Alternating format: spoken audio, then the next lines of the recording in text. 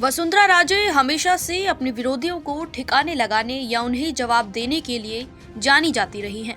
फिर चाहे इस लिस्ट में जसवंत सिंह का नाम हो, घनश्याम तिवारी का नाम हो या फिर किरोड़ी लाल मीणा का नाम। पर एक सियासी किस्सा राजे और आज केंद्र में रक्षा मंत्री का पद संभाल रहे राजनाथ सिंह से भी जुड़ा है। कहते हैं वसुंधरा ने राजनाथ सिंह तक को आंख दिखा दी थी। आइए जानते हैं वसुंधरा राजे बनाम राजनाथ सिंह से जुड़े इस पॉलिटिकल किस्से के बारे में। मैं हूं आपके साथ श्वेता चौहान और आप देख रहे हैं पॉलिटिकल पंचायत। इस किस्से की शुरुआत साल 2006 से होती है, जब राजस्थान में वसुंधरा राजे मुख्यमंत्री का पद संभाल रही थी और भाजपा ने राष्ट्रीय अध्यक्ष की जिम्मेदारी राजनाथ सिंह को सौंपी हुई थी। वहीं राजस्थान में भाजपा प्रदेश अध्यक्ष की भूमिका महेश शर्मा निभा रहे थे।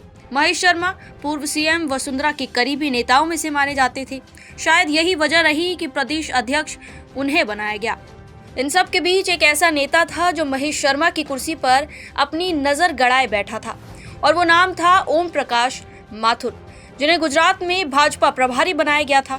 और साल 2007 में गुजरात विधानसभा के शानदार प्रदर्शन ने उन्हें राजनाथ सिंह का बेहद करीबी बना दिया था, क्योंकि यह पार्टी की लगातार तीसरी बार जीत थी।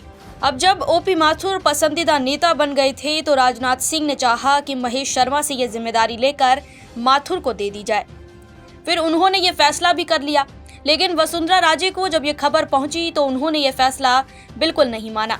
इसी वजह से वो राजनाथ सिंह से बेहद नाराज भी हो गईं और कहते हैं कि उनके नाराजगी का आलम ये था कि उन्होंने राजनाथ सिंह का फोन तक उठाना सही नहीं समझा और किसी भी बातचीत से भी साफ इनकार कर दिया था। राजनाथ सिंह भी राजे से बात माथुर को लेकर करना चाहते थे, लेकिन वसुंधरा नहीं मानी। राजनाथ सिंह को राजे का यह रवैया बिल्कुल पसंद नहीं आया और उन्होंने इस विकट परिस्थिति में तिलमिलाते हुए माथुर के नाम की घोषणा कर दी। बड़ी बात यह कि ओपी माथुर को संघ के नेताओं का भी समर्थन मिल गया था।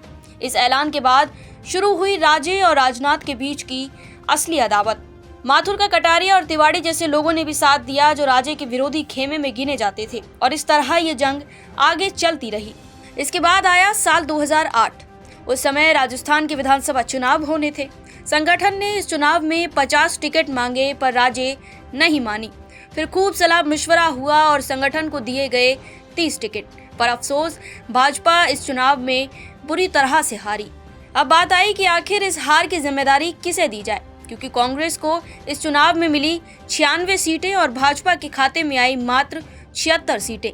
ऐसे में संगठन के निशाने पर आई वसुंधरा राजे और उन पर इस हार का ठीकरा फोड़ा गया और दबाव डाला गया कि इस्तीफा अब देना ही होगा। पर वसुंधरा राजे यहाँ भी नहीं मानी। राजे ने इस बार आंकड़ों का खेल खेला और संगठन के सामने पेश किए चुनावी नतीजे और फिर कह डाला कि संगठन ने जो 30 टिकट दिए थे, उन्हीं सीटों में से 28 सीटों पर भाजपा को हार मिली है, इसलिए इस हार की जिम्मेदारी मेरी नहीं, संगठन की है। राजे का दांव काफी मजबूत था और इस तरह संगठन को वसुंधरा के सामने झुकना ही पड़ा। इस तरह राजे का इस्तीफा टल गया, पर यह अदावत अभी भी खत्म नहीं हुई, क्योंकि आगे राजे ने अपने सबसे बड़ा दांव खेला था। इसके अगले ही साल यानी साल 2009 में लोकसभा चुनाव होने थे और इस चुनाव में भी भाजपा को हार का मुंह देखना पड़ा। जहां केंद्र में भाजपा मात्र 116 सीटों पर सिमट कर रह गई, तो वहीं राजस्थान में 25 में से मात्र 4 सीटें मिली। अब एक बार फिर संगठन के पास मौका आया राजे को घेरने का और फिर राज्य में इस हार की जिम्मेदारी राजे को दी गई। लेकिन इस बार पलड़ा संगठन का भारी था, क्योंकि चुनाव प्रचार के आखिरी 3 हफ्तों तक राजे झालावाड़ में रही थी और वो भी इसलिए क्योंकि यहाँ से वसुंधरा राजे के बेटे दुष्यंत लोकसभा चुनाव लड़ रहे थे। उनके बेटे तो जीते, लेकिन भाजपा हार गई थी। इस भारी मात के चलते 20 मई 2009 को प्रदेश अध्यक्ष ओपी माथुर और संगठन मंत्री प्रकाश चंद ने राष्ट्रीय अध्यक्ष राजनाथ सिंह को अपना इस्तीफा सौंप दिया।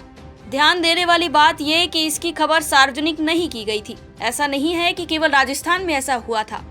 जहां जहां भी भाजपा हारी थी, वहां के प्रमुख नेताओं, यहां तक कि सीएम को भी हार की नैतिक जिम्मेदारी की वजह से नहीं बख्शा गया। इस सूची में उत्तराखंड के सीएम बीसी खंडूरी, भाजपा के जनरल सेक्रेटरी अरुण जेटली, पश्चिम बंगाल के भाजपा प्रदेश सत्यव्रत मुखर्जी का नाम भी शामिल था। ऐसे में वसुंधरा राजे भी निशाने पर आई, क्योंकि राजनाथ सिंह ने इसे एक उदाहरण की तरह पेश किया कि सबने नैतिक जिम्मेदारी ली है तो राजे को भी लेनी होगी। थोड़े समय बाद माथुर और प्रकाश चंद के इस्तीफे की जानकारी सार्वजनिक कर दी गई, पर इससे भी वसुंधरा राजे पर कोई असर नहीं पड़ा और वसुंधरा अपनी बात पर अड़ी रही।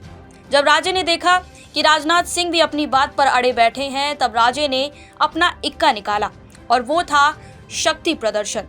वसुंधरा राजे आजादी के दिवस यानी 15 अगस्त के दिन दिल्ली स्थित भाजपा कार्यालय पहुंची, वो भी अपने समर्थन वाले 57 विधायक साथ लेकर। ये राजे की संगठन को एक तरह की धमकी थी कि दबाव डाला तो नतीजा ठीक नहीं होगा और फिर से एक बार राजनाथ सिंह को अपने कदम पीछे करने पड़े, क्योंकि अब सवाल पार्टी की इज्जत का था। राजनाथ फिर भी नहीं माने और उन्होंने ये बात आडवाणी तक पहुंचानी चाहिए। दरअसल वसुंधरा आडवाणी के खेमे की ही थी। इस तरह वसुंधरा राजे ने अपना इस्तीफा सौंपा, पर यहाँ भी एक बड़ा खेल हुआ, क्योंकि ये इस्तीफा स्पीकर दीपेंद्र सिंह शेखावत को मिला ही नहीं। राजनाथ की खींच और बढ़ गई, पर अब समय आया जब वो राष्ट्रीय प्रदेश अध्यक्ष नहीं रहे और नई जिम्मेदारी मिली नितिन गडकरी को। गडकरी तालमेल बिठाकर चलने वाले नेता माने जाते हैं और फिर उन्होंने किया भी कुछ ऐसा ही, क्योंकि गडकरी ने वेंकैया नायडू को मध्यस्थता में ये समझौता करा लिया कि वसुंधरा नेता प्रतिपक्ष का पद छोड़ देंगी। राजे ने पद छोड़ने के लिए शर्त ये रखी कि नेता भाजपा का नहीं बनाया जाएगा और संगठन ने इसे मान भी लिया और इस तरह राजे ने अपनी शर्तों पर पद छोड़ा, किसी दबाव में नहीं। और कहते हैं कि इसके बाद भैरव सिंह शेखावत के दामाद नरपत सिंह राजवी ने नेता प्रतिपक्ष बनने का दावा किया था, जिसे कम से कम पार्टी ने 2 सालों तक अनसुना किया था। संगठन की ओर से यह जंग खत्म करने की कोशिश भी की गई थी जब 2023 में सीएम का पद सांगानेर से पहली बार विधायक बने भजनलाल शर्मा को सौंपा गया, क्योंकि वो राजनाथ सिंह ही थे जिनसे करीब 1 घंटे चली मीटिंग के बाद वसुंधरा को मना लिया गया था। ये नज़ारा वाकई में हैरान कर देने वाला था। जो राजे हर मौके पर बगावती तेवर लिए घूमा करती थी, वो इस मीटिंग के बाद मुस्कुराती हुई नजर आई। कहा जाता है कि इस मुलाकात के बाद वसुंधरा राजे ने बिना किसी शर्त के पार्टी हाईकमान के फैसले को मान लिया और बिना किसी अवरोध के विधायक दल की बैठक में न सिर्फ शामिल हुई, बल्कि राजनाथ सिंह की ओर से जो भी गाइडलाइंस दिए गए थे उनका पालन भी किया। यह अलग बात थी कि पर्ची में किसका नाम है। राजनाथ और वसुंधरा राजे की 1 घंटे तक चली बैठक में पूर्व सीएम को भी नहीं बताया गया था। तो ये थी वसुंधरा राजे और राजनाथ सिंह के बीच जंग की कहानी, जिसका अंत भजनलाल शर्मा के सीएम बनने के बाद हुआ। और इस जंग में जीत वसुंधरा राजे की हुई थी, क्योंकि उन्हें राजस्थान में अपने रुतबे का अच्छा खासा अंदाजा था। यही वजह रही कि हर बार राजे संगठन पर हावी रहीं और अपनी ही शर्तों पर बात मनवाती रहीं। वैसे आप क्या सोचते हैं? क्या वसुंधरा राजे का राजस्थान में ये दबदबा आज भी बना हुआ है, या फिर इस जंग के अंत के बाद राजे की शक्ति का भी अंत हो गया है? हमें अपनी राय कमेंट सेक्शन में जरूर बताएं। मैं हूँ आपके साथ श्वेता चौहान और आप देख रहे थे पॉलिटिकल पंचायत।